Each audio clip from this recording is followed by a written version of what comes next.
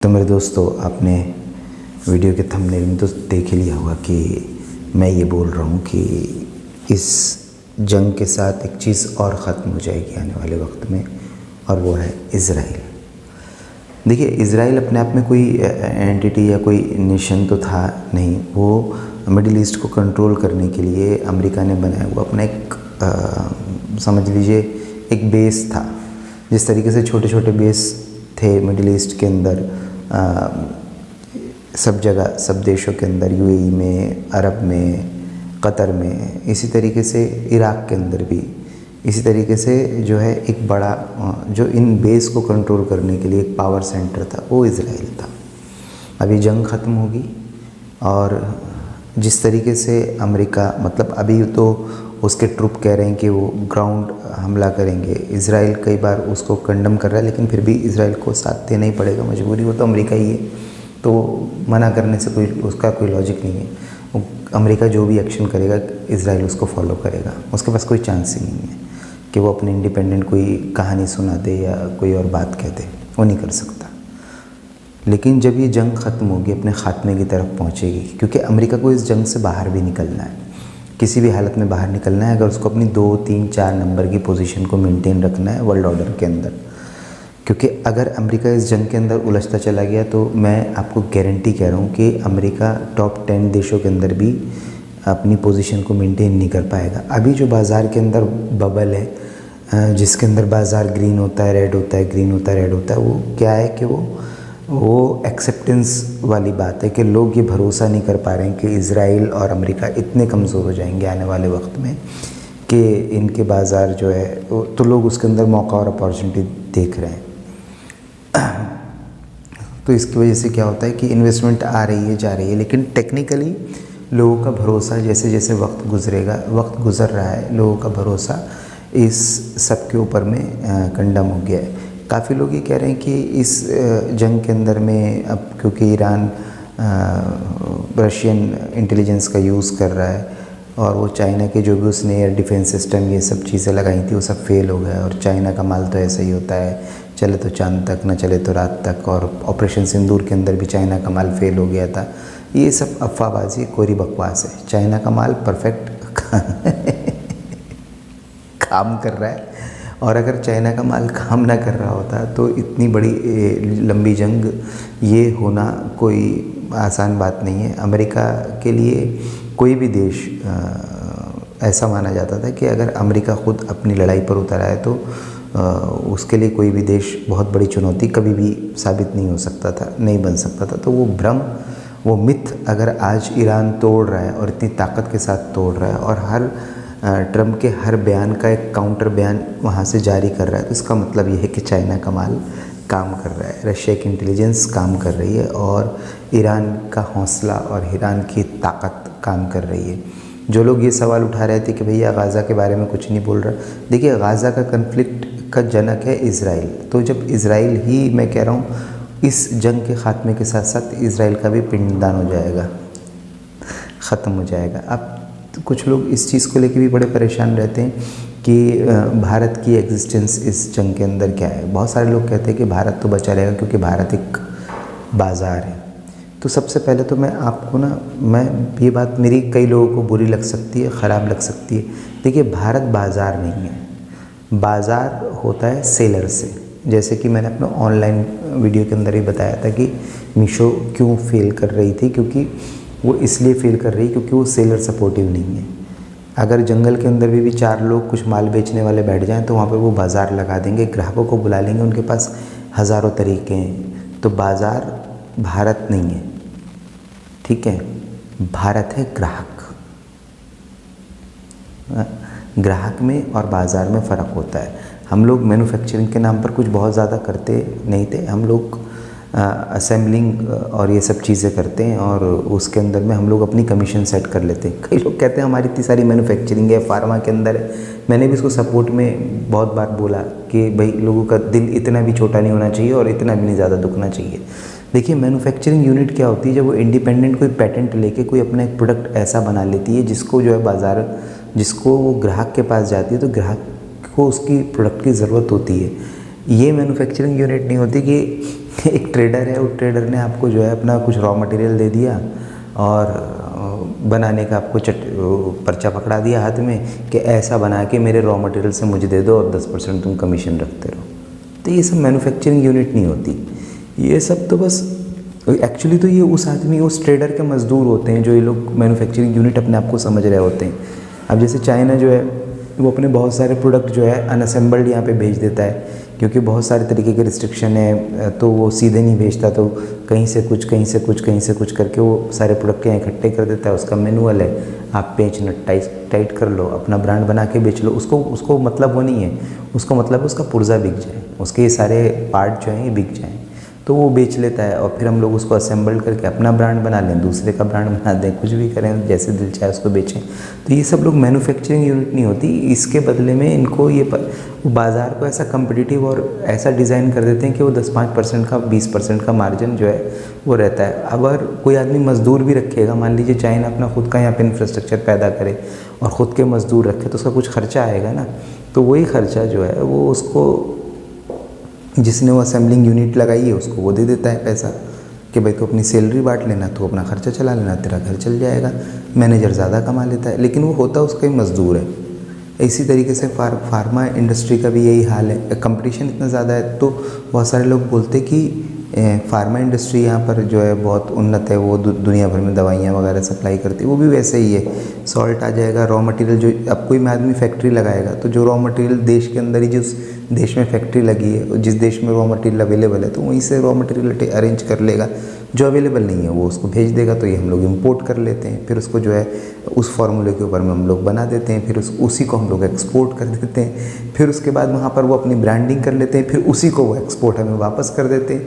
तो इस तरीके का एक झोलमाल गोलमाल सब चलता रहता है। अब आप इसको मैन्युफैक्चरिंग, अब जो यहाँ लोकल मार्केट में बेचते हैं वो अपने पेटेंट चार्ज ले लेते हैं। तो इस तरीके का गोलमाल, इसको तुम मैन्युफैक्चरिंग यूनिट तो नहीं कह सकते, इसको ये कह सकते हैं कि हाँ कुछ बिज़नेस सेटअप और टाई अप और जुगाड़ और शुगाड़ ये सब चलते हैं यहाँ पर, तो वो है। तो हम लोग ग्राहक हैं, तो ग्राहकों का अहित कुछ होता नहीं है। भारत अपने आप में बाज़ार मतलब मैन्युफैक्चरर या बड़ी ताकत जब बन सकता है जब पाकिस्तान अपनी एग्जिस्टेंस खो दे। पाकिस्तान नहीं रहे। देखिए जिस तरीके से इज़राइल एक कॉलोनी है अमेरिका की, इसी तरीके की एक कॉलोनी पश्चिमी देशों ने पाकिस्तान के नाम पर भी बनाई है। ये इसका काम ये रहता है कि ये एशिया में जिस तरीके से चाइना भी सरदर्द बन गया, तो इसकी इम्पोर्टेंस और ज़्यादा बढ़ जाती है कि इंडिया कल को विश्व गुरु बन के सरदर्द ना बन जाए। तो वो उसको कंट्रोल करने के लिए, काउंटर करने के लिए, ताकत का बैलेंस बनाने के लिए यहाँ पर उसको एक बफर जोन जो बनाया था, वो उस तरीके से उसका नरेशन काम करता है। अच्छा, इसके अंदर में भक्तोलॉजी ये होती है कि वो लोग सोचते हैं कि पाकिस्तान के ऊपर में बम मार के उसको अगर ख़त्म करके पाकिस्तान की एग्जिस्टेंस ख़त्म कर दें तो हम विश्व गुरु हो जाएंगे। वैसे नहीं होंगे, वैसे नहीं होंगे। पाकिस्तान की एग्जिस्टेंस जिस तरीके से हुई है, मतलब पाकिस्तान की एग्जिस्टेंस हुई है इंडिया दोबारा से अपनी ताकत को वापस हासिल ना करे, इस सोच के साथ हुई है। बफर स्टेट बनवाई गई है अफ़गानों के बीच में, और एक कन्फ्लिक्ट्स और उनके अंदर उस तरीके की देशभक्ति भरी गई है, वो सब चीज़ है। वहाँ पर एक मिलिशिया आर्मी का गठन किया गया है जो पूरी दुनिया में ठेके पे और किराए के ऊपर में अपनी क्या कहते हैं सेना को भेज सकती है और काम कर सकती है, किसी के लिए भी काम कर सकती है। जैसे अंडरवर्ल्ड काम करता है, इस तरीके से पाकिस्तान की सेना काम करती है। मैं उसके बारे में अलग से आपको एक वीडियो बना के उसके बारे में बताऊंगा। तो ये एक सेटअप है, ये नहीं कि आप उसके ऊपर बम मार दोगे तो वो जिसकी मिलिशिया है वो आएगा, चिल्लाएगा, उसके पीछे काम कर रहा है। ये तो एक क्या कहते हैं गुरखा है, मतलब समझ लीजिए क्या बोलते हैं उसको, सुपारी किलर है टाइप का एक वो है संगठन। तो इसके पीछे जो बड़ा संगठन है वो आपके से दुश्मनी तो बम मार के नहीं, ये जिस स्थिति में 1947 से पहले था रीजन, जब तक ये उस स्थिति में सामान्य होकर नहीं चला जाता, तब तक इंडिया जो है अपने आप में बाज़ार बनना उसका बड़ा मुश्किल है, और सुपर पावर बनना भी बड़ा मुश्किल है, और उसको अपनी ताकत से दुनिया को अपनी बात मनवाना भी बड़ा मुश्किल है। हाँ, सवाल ये है कि ये इज़राइल को क्यों मैं बोल रहा हूँ इस वीडियो के अंदर में कि इस युद्ध के साथ इज़राइल जो है पूरे तरीके से ख़त्म हो जाएगा, और अमेरिका तो अपनी पावर, ये तो मैं पहले दिन जब पहला बम पड़ा था, जब कोई नहीं बोल रहा था, सबको लग रहा था 2-3 दिन, ट्रम्प साहब को खुद लग रहा था 2-3 दिन के अंदर में ये लड़ाई ख़त्म कर देंगे और अमेरिका इसके अंदर नहीं फंसेगा। और आज ये लड़ाई भयानक से भयानक होती चली जा रही है। इसके अंदर में एक प्रेडिक्शन मेरी फेल हुई कि 25 दिन का मैंने वो टाइमर लगाया था कि उसके अंदर में अमेरिका देश के ऊपर में अटैक हो जाएगा, लेकिन अगर ये लड़ाई लंबी चलेगी तो वो भी हो जाएगा। या फिर अमेरिका कोई ऐसा ख़तरनाक एक्शन ले जिसके अंदर में वो चाइना या फिर रशिया के एसेट्स के ऊपर में डायरेक्ट हमला कर दे, या ग्राउंड ऑपरेशन करते वक्त जो है अगर उसके अंदर में फेल होते देख के कोई न्यूक्लियर अटैक कर दे ईरान के ऊपर में, इस तरीके का कोई बड़ा अगर थ्रेट आता है तो फिर वो वाली घटना होगी। अभी तक अमेरिका ने भी ख़ुद बहुत संभल कर हमले किए हैं और दूरी बना के रखी है अपने लोग, और जिन्होंने ये संभल के हमले किए हैं, जिन्होंने सुझाव दे रहे थे ट्रम्प साहब, उन सब लोगों से इस्तीफ़ा एक एक करके लेते जा रहे हैं। तो यानी कि वो मूड में नहीं है कि हमले संभल कर हों, लेकिन ईरान भी मूड में नहीं है और चाइना भी मूड में नहीं है और रशिया भी मूड में नहीं है, सबका मूड ऑफ है। इसलिए इसका जो नतीजा आने वाला है ना, वो देखिए, भारत तो ठीक है, क्रूड ऑयल प्राइस ऊपर जाएंगे, बहुत सारे लोग कहते हैं कि एशिया के देशों के लिए तो बहुत नुकसानदायक हो जाएगा, पाकिस्तान, बांग्लादेश, ये वो फलान। इसका जो सबसे बड़ा असर शुरू होगा तो वो कॉलोनियाँ टूटने से शुरू होगा। क्योंकि क्या होगा, देखिए, कोई भी आदमी अपना बेस बनाए या अपनी कॉलोनी बनाए, तो उसको कॉलोनी बनाने के लिए और बेस को चलाने के लिए, जैसे आप एक छोटी कंपनी लगाते हो तो आपको उसके लिए बेसिक फ़ंड की लगातार ज़रूरत पड़ती है। तो जब वो बेसिक फ़ंड का आइडिया चरमरा जाता है, पाकिस्तान के साथ बेनिफिट ये था कि पाकिस्तान को एक मिलिशिया आर्मी मिली थी और वो एक इस्लामिक देश था, तो उसके पास में एज थी। ये एक मैं आपको इसका रिलीजन का भी और ये राइट विंगर पॉलिटिक्स जो है ना, इसके बारे में भी मैं आपको सेपरेट वीडियो बनाऊंगा। लेकिन पाकिस्तान को उसका एज है, लेकिन वो एज इज़राइल के पास नहीं है। तो पाकिस्तान क्या होगा कि पलटी मार जाएगा, और पाकिस्तान की जो आर्मी है वो ठेके पे काम करती है। जब तक देश रहेगा, उसकी एग्जिस्टेंस रहेगी, वो इस तरीके का ही बर्ताव करती रहेगी। ये तो देश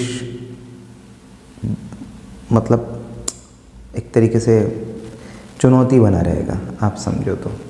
और एक वो मुहावरा है कि हम को परेशान तो करता ही रहेगा।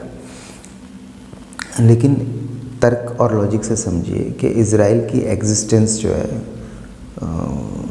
जल्दी इस युद्ध के अंदर इसलिए ख़त्म हो जाएगी क्योंकि इज़राइल फ्रंट फुट पे, नंबर एक बात। दूसरी बात, अमेरिका की जिस तरीके से बेस तबाह हुए हैं और कमज़ोर हुआ है अमेरिका मिडिल ईस्ट के अंदर, अरब के अंदर, ओमान, कतर के अंदर, इराक़ से वो एग्ज़िट कर गया है, तो अब उसका सिर्फ एक पावर सेंटर इज़राइल नाम का बचा हुआ है। तो अमेरिका उसको बचाने की जी तोड़ कोशिश कर रहा है, लेकिन उसके लिए एक सपोर्टिव एक तरीके का, ये कहते थे कि ईरान ने ऑक्टोपस बनाया, एक्चुअली ऑक्टोपस इन्होंने बनाया हुआ था। इज़राइल उसका मुंह था और जगह जगह ऐसे उसके हाथ फैले हुए थे। उसके बाहर ईरान ने एक बड़ा ऑक्टोपस बनाया, बड़ी मास्टर स्ट्रेटजी थी। तो ये बड़े ऑक्टोपस ने, समझ लीजिए, छोटे ऑक्टोपस के सारे हाथ पैर तोड़ दिए, मुंह बाकी है, और मुंह पर भी लगातार हमले जारी हैं। और अमेरिका अगर लड़ता चला जाता है तो उसका अफ्रीका बनना तय है। तो अमेरिका के इंटेलेक्चुअल इस बारे में बहुत सीरियस है और इसलिए इस्तीफे भी हो रहे हैं वहाँ पर, और वो इस चीज़ को समझ रहे हैं, उनको वो स्थिति नहीं करनी है अपनी। तो वो इस युद्ध से जो है ना, बिना इसके ख़त्म हुए कभी भी एग्जिस्ट कर देंगे, कल कर दें, अगले हफ्ते कर दें, 10 दिन बाद कर दें, 20 दिन बाद कर दें। लॉन्ग टर्म इस युद्ध के अंदर अमेरिका फंसने वाला नहीं है, वो उसको निकलना ही पड़ेगा, निकलेगा वो इससे। लेकिन जैसे ही अमेरिका की एग्ज़िट होगी, इज़राइल का ख़ात्मा शुरू हो जाएगा।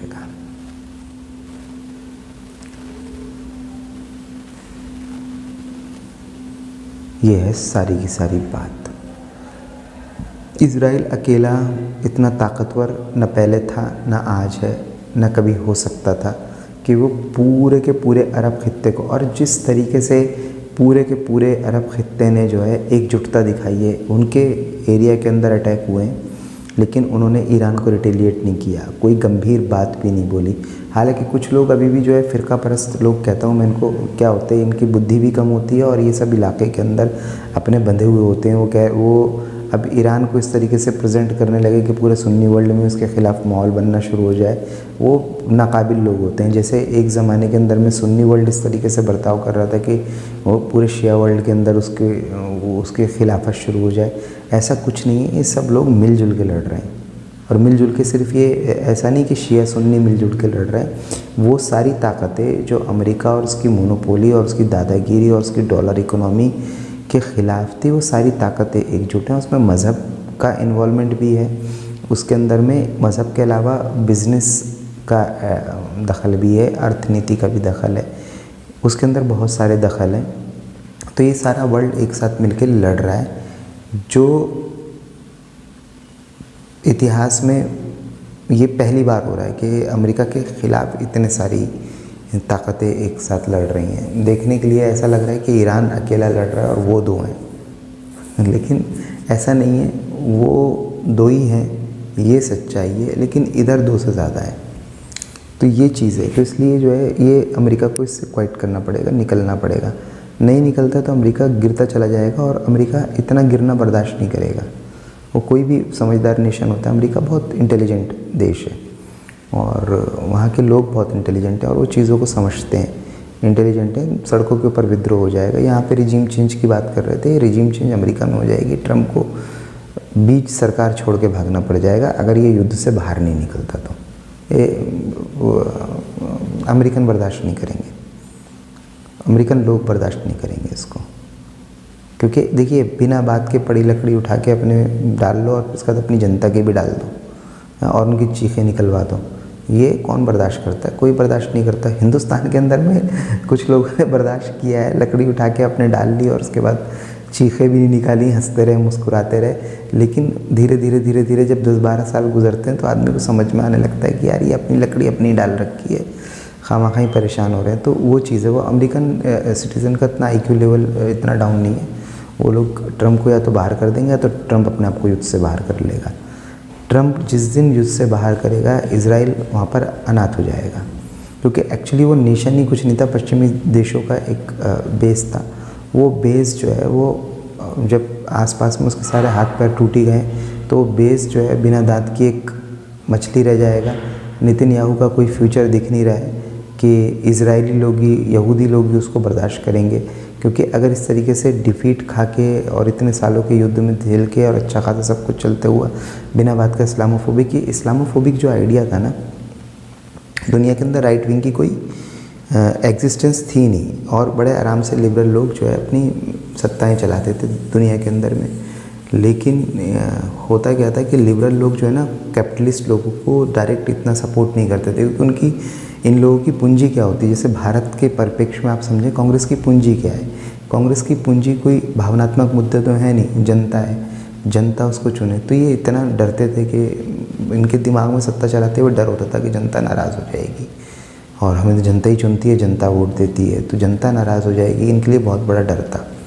जबकि जो राइट विंगर होते हैं, इनके पास जनता को भ्रमित करने के लिए, जनता को रोटी कपड़ा रोज़गार के अलावा दूसरी चीज़ें होती हैं, जहाँ के अंदर भूखा रहना ही जो है एक देशभक्ति हो जाती है। कहेंगे महाराणा प्रताप घास की रोटी खा के ज़िंदा रहे, 2 रोटी कम खाऊंगा लेकिन ये कर दूंगा, 5 खाना ये करूंगा वो करूंगा, इस तरीके के भावनात्मक मुद्दे होते हैं। तो जब दुनिया के अंदर ये राइट विंगर पॉलिटिक्स मजबूत होती चली गई तो उसके साथ साथ एक चीज़ और मजबूत होती चली गई, क्योंकि अब जनता के लिए प्रति जवाबदेही उस तरीके से थी नहीं। तो कैपिटलिस्ट ताकतें जो है जनता को उन्हीं इमोशनल और भावनात्मक मुद्दों में उलझा के और इन सरकारों से अपना उल्लू सीधा करवाती रहती थी। तो ये होता रहा, ये चलता रहा। लेकिन जनता अब अलग अलग देशों में जनता ऊब रही है इस तरीके की पॉलिटिक्स से। वो समझ रही है कि ये कुछ नहीं है। तो ये जो नेतन्याहू जैसे लोग हैं, इनकी राजनीति ऐसा, देखिए क्या होता है, सब लोग ना एक कलर में रंग को रंग देते हैं कि सारे यहूदी जो है मुसलमानों को मारना चाहते हैं, सारे मुसलमान जो है यहूदियों से नफ़रत करते हैं, सारे क्रिश्चियन जो है वो इस टाइम पे इस्लामोफोबिक हैं, पूरा पश्चिमी जगत इस्लामोफोबिक है, ऐसा होता नहीं है। मैं आपको यहीं हिंदुस्तान के अंदर ही दिखा दूँगा, इतने ख़राब 10-12 साल 15 साल के माहौल में मैं आपको मुसलमानों को मंदिरों में मत्थे टेकते दिखा दूँगा और हिंदुओं को बड़े का गोश्त खाते हुए अपने मुस्लिम दोस्तों के साथ कबाब खाते हुए दिखा दूँगा। तो ये सब ऐसे मिला जुला एटमॉस्फेयर होता है। सब एक रंग में रंगे हुए लोग होते नहीं हैं, तो वो भी नहीं है, वो समझ रहे हैं। तो ये जब राइट विंग पॉलिटिक्स का काल आ रहा है तो उसके साथ साथ वो भावनात्मक जुड़ाव भी कमज़ोर हो जाएगा इसराइल का। जो वो क्या कहते हैं ना, इसका क्या ये भूमि है, ये हमारी भूमि है, हम यहाँ पैदा हुए थे, हम यहाँ लाए जाएंगे, ये वाला जो पार्ट है ना, ये सिर्फ राइट विंग या धार्मिक राजनीति ख़त्म होगी तो उसके साथ ये पार्ट भी ख़त्म होगा। कन्वर्जन भी हो सकता है बहुत ज़्यादा, वापस लोग अपने देश भी लौट सकते हैं। और वो इज़राइल आप अभी तक देख रहे हैं, वो धमक और चमक वाला इज़राइल नहीं रहेगा, उसका तकरीबन ख़त्म हो जाएगा। हो सकता है देश के नाम पर ये एग्जिस्टेंस ख़त्म हो जाए, कोई बहुत बड़ी बात वो भी नहीं है। और ये कोई लंबा दौर नहीं है। आप मैं गवाह बनेंगे इसके और आप देखेंगे किस तरीके से इज़राइल ने अपनी जो है एग्जिस्टेंस ही खो दी है पूरे तरीके से। पहले मैं सोच रहा था 2 या 3 वीडियो बनाऊं, लेकिन मैं आपको इसी वीडियो के अंदर मैं बता देता हूँ। नहीं, पाकिस्तानी आर्मी के लिए अलग से मैं वीडियो बनाऊंगा। आप चैनल को सब्सक्राइब करके रखिए और लगातार मुझसे जुड़े रहिए, देखते रहिए। ये वॉर का फ़ैसला हो चुका है, इज़राइल के ख़ात्मे के साथ ये वॉर ख़त्म होगी। अमेरिका अपने सुपर पावर का ताज खोएगा और इज़राइल देश की मान्यता खो देगा इस युद्ध के अंत तक होते होते। उससे पहले युद्ध समाप्त नहीं हो रहा है। भले ही अमेरिका एक तरफा जंग का युद्ध विराम कर दे, कुछ भी कर दे, युद्ध नहीं ख़त्म होगा, युद्ध चलता रहेगा। लॉन्ग टर्म युद्ध है। मैंने जिस दिन पहला गोला पड़ा था ना, उस दिन मैंने आपको बता दिया था कि लॉन्ग टर्म युद्ध है, ये नहीं ख़त्म होगा। अब ये मैं दूसरी ये भविष्यवाणी ये कर रहा हूँ आपको कि इज़राइल के ख़ात्मे और अमेरिका की सुपर पावर का, वो तो मैंने पहले में भी कहा था कि अमेरिका की सुपर पावर यही युद्ध के अंदर में ख़त्म हो जाएगी और चाइना उसको बाईपास करेगा। किसी भी तरीके का भ्रम में मत रहिए, कोई डिस्प्यूट नहीं है। एक्चुअली ये समझ लीजिए दुनिया की जो मल्टीपोलर दुनिया है, इसके अंदर में जो अपोजिशन है बहुत मजबूत लड़ रही है और बहुत ज़बरदस्त पटखनी ये दे रही है और ये पूरे तरीके से पटक देगी। आप इसका भरोसा बना के रखिए, ठीक है। और यहीं पे मिलेंगे 2 महीना 4 महीना 6 महीना टाइम जो भी लगे। इसके अंदर में जब इज़राइल ख़त्म हो जाएगा तो मैं एक वीडियो बना के डालूँगा। ये वीडियो खो जाएगा, मेरे बहुत ज़्यादा व्यू वगैरह आते नहीं हैं। आप इसको सेव कर लीजिए। अगर साल 6 महीने के अंदर में भी ये काम नहीं होता है, इज़राइल नाम के देश की एग्जिस्टेंस ख़त्म नहीं होती है, तो आप जो बोलेंगे, जिस चौराहे पे कहेंगे, जो सज़ा देने के लिए कहेंगे, मैं हाज़िर हो जाऊँगा। अब मैं आपको एक वीडियो में मैं आपको बताऊँगा कि पाकिस्तान का ख़त्म होना ही भारत को ग्राहक से बाज़ार में बदल सकता है, लेकिन वो ख़ात्मा किस तरीके से होना चाहिए उसके बारे में एक वीडियो बनाऊँगा। पाकिस्तानी आर्मी किस तरीके से काम करती है और वो किस तरीके से एक मिलिशिया ऑर्गेनाइजेशन है और वो क्या क्या हरकतें करती है, उसके बारे में मैं आपको एक वीडियो बना के बताऊँगा।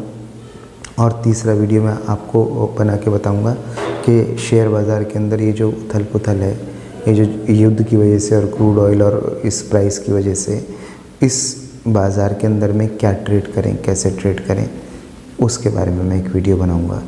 उम्मीद है कि आप जो मुझे सुनते हैं वो लोग इस वीडियो के साथ में मेरे साथ में बने रहेंगे, चैनल सब्सक्राइब करेंगे, वीडियो को लाइक करेंगे। जय हिंद।